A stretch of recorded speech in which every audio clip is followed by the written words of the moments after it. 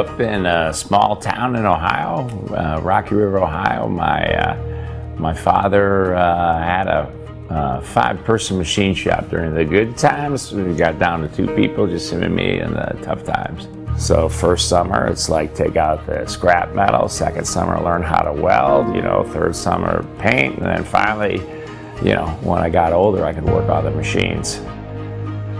I wasn't a good student early on in grade school. But then something happened. I got really interested in science, and that's just just totally flipped.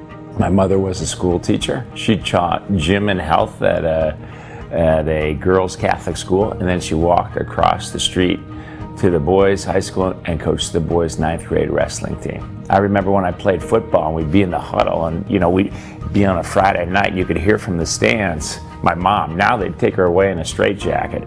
She'd go, "Keith, kill him!" He'd be in the huddle. It's like, "Is that your mother, Krach?" He's a tough one. If I think of my father, I think of him as the best leader I've ever known in my life.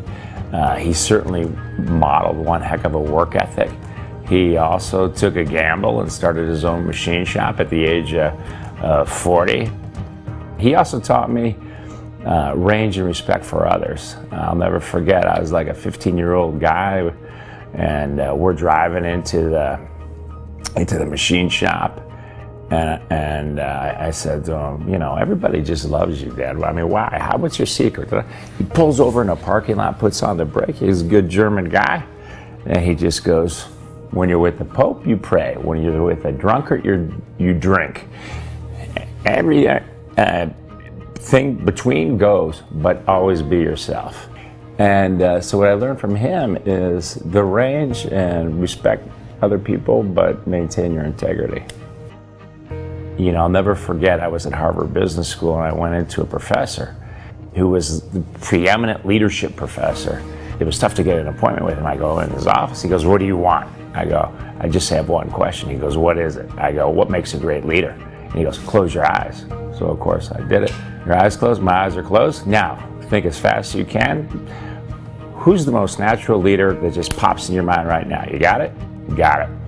Okay, now second question, why? Why is this person a great leader? Why do you want to follow?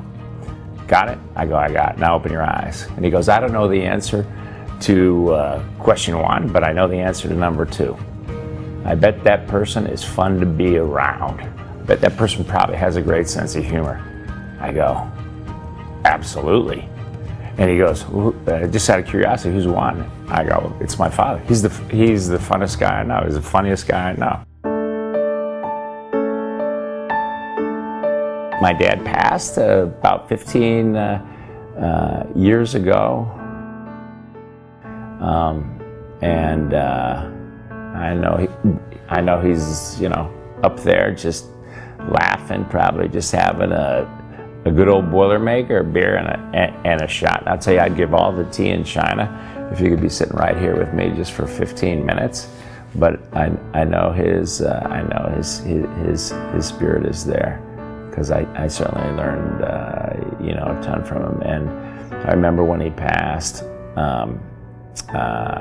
My sisters and my mom like, "Hey, we can't do the eulogy. Keith, this is your department."